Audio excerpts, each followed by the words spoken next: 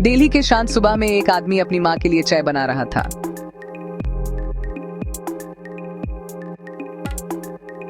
उसके हाथ में हल्के से कंपान था, पर उसने छुपाया। माँ ने पूछा, बेटा सब ठीक है ना? हाथ क्यों कांप रहे हैं? कुछ नहीं माँ, बस थोड़ा थकान है। लेकिन अंदर से वो जानता था ये थकान नहीं, वो बीमारी थी, कैंसर।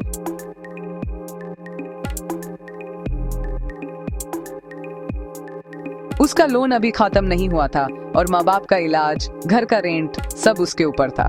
उसके लिए जीना अब एक फर्ज बन चुका था, खुशी नहीं। उस दिन ऑफिस में एक अजीब मेल आई। सब्जेक्ट लाइन में लिखा था,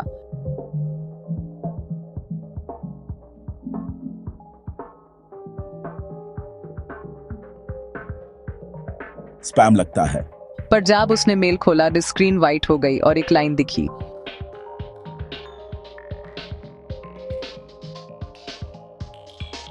स्क्रीन ब्लिंक है, एक डिजिटल सिग्नल बना।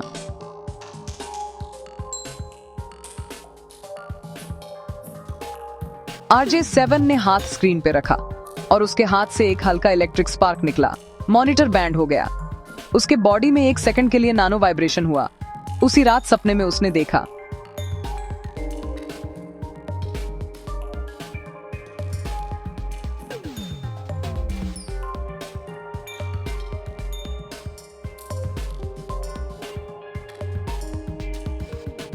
सुबह जब वो उठा, उसके कंप्यूटर में एक फोल्डर खुला था।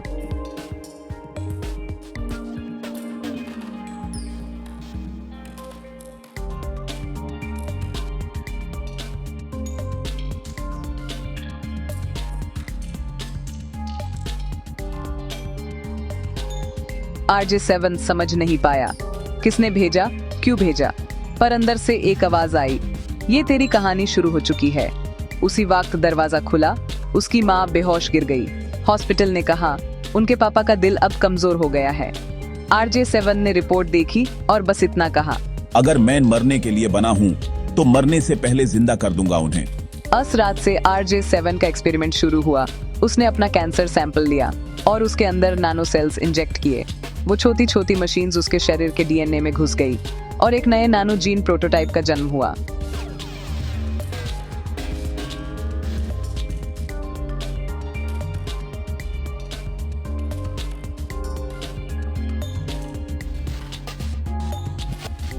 कैमरा जूम आउट करता है। कंप्यूटर स्क्रीन पे लिखा आखिरी लाइन ग्लो कर रहा था,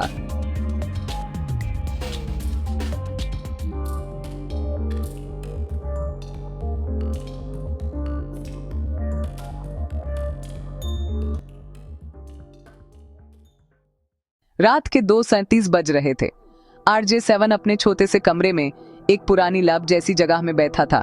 एक तरफ मेडिकल रिपोर्ट्स, दूसरी तरफ ओपन लैपटॉप जिसमें प्रोजेक्ट N7 रन हो रहा था।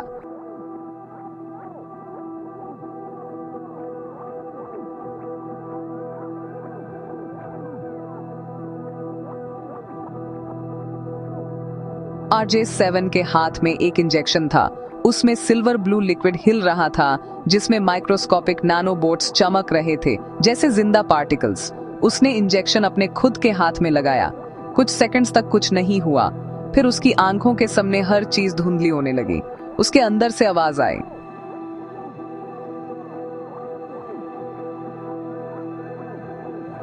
RJ7 का दिमाग हिल गया। ये किसकी आवाज थी? मशीन या उसका अपना माइंड?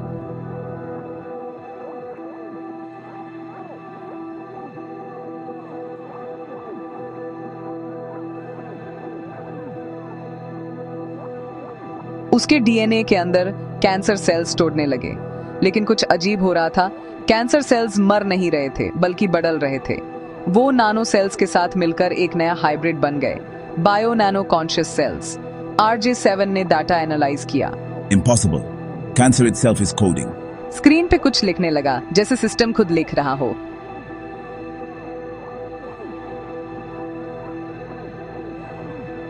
RJ7 शॉक में था। किस लॉक की बात हो रही है? उसने कमांड दी,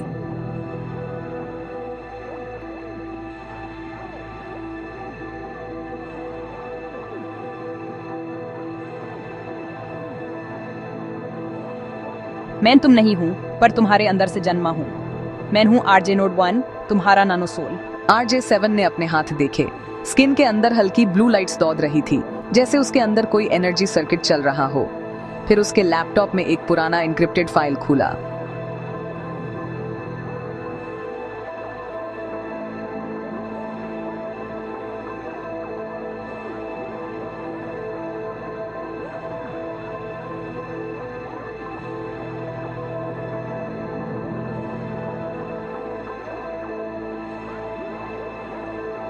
RJ7 ने समझा।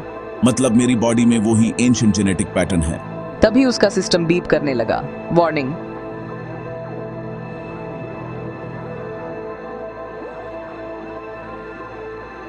उसके दिमाग में बिजली जैसी ताकत दौड़ी।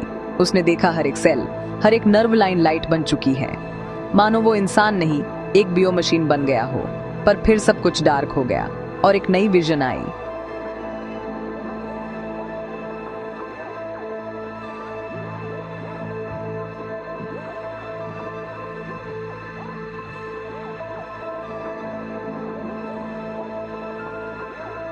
रुद्रा जोशी, ये मेरे पिता का नाम है। सीन स्टैटिक हो गया, उसका सिस्टम शट डाउन।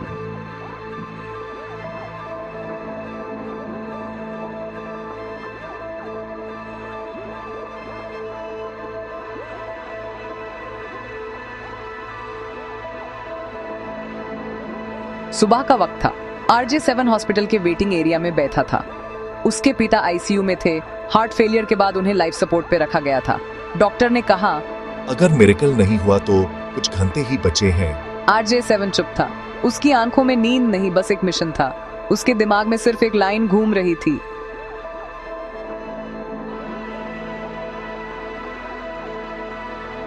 वो घर आया, पुरानी अलमीरा खोली। वहां एक लॉक्ड मेटालिक बॉक्स मिला, उसके पिता का।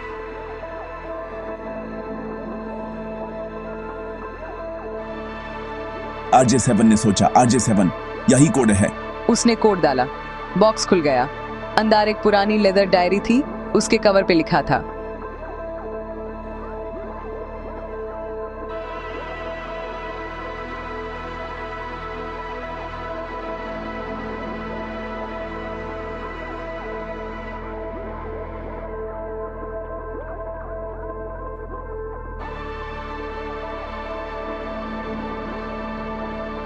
उसके पिता रुद्रा जोशी एक जेनेटिक इंजीनियर थे, जिन्हें 25 साल पहले एक गवर्नमेंट सीक्रेट प्रोजेक्ट से हटा दिया गया था। डायरी के पेजेस पे लिखा था एक फॉर्मूला, एक जेनेटिक कोड जिसे देखकर RJ7 का दिल रुक गया।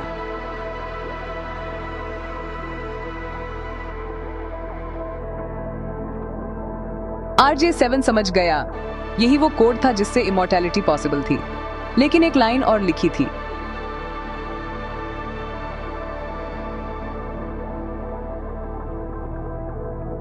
RJ7 ने डायरी के अंदर चिप लगी देखी। उसने चिप अपने लैपटॉप में डाली। स्क्रीन पे एक डिजिटल फाइल खोली, एक 3D model of human DNA, जिसमें कुछ जीन रेड फ्लैश कर रहे थे।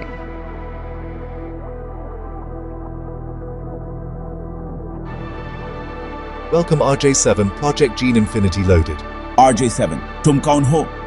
वॉइस ने जवाब दिया, मैं रुद्रा AI हूँ, तुम्हारे पिता के माइंड से अपलोड की गई एक डिजिटल क्लोन। RJ7 का सांस रुक गया। पापा, क्या आप? AI ने कहा, मैं रुद्रा जोशी का डिजिटल रेप्लिका हूँ। तुम्हें एक फैसला लेना होगा, अपने पिता को बचाने के लिए अपना खून देना पड़ेगा। लेकिन याद रखना, एक बार ट्रांसफर हुआ तो तुम इंसान नहीं रहोगे, तुम RJ7 बन जाओगे, इमॉर्टल प्रोटोटाइप। RJ7 ने एक पल सोचा। आंखों में पापा की ICU वाली तस्वीर फ्लैश हुई और उसने कहा, अगर मेरे जीने का मतलब उनका जिंदा रहना है, तो मैं मरने से पहले खुद को नया बना लूंगा। उसने चिप से connected gene transfer port activate किया। मशीन के अंदर उसके पिता का ब्लड सैंपल था। RJ7 ने अपना भी दिया। सिस्टम ने मर्ज प्रोसेस स्टार्ट किया।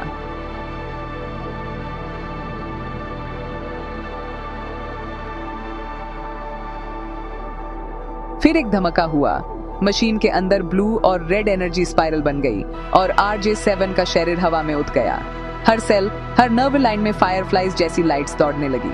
उसका दाढ़, उसका कैंसर, सब गायब। AI Rudra ने कहा, process complete. Welcome RJ7, the first human with a self-evolving blood algorithm. RJ7 ने आंखें खोली। उसकी आंखें में अब एक डिजिटल पैटर्न चमक रहा था। उसने बोला, अब कोई नहीं मरेगा जब तक मैं जिंदा हूँ। कैमरा जूम आउट करता है। उसके कंप्यूटर स्क्रीन पे लिखा था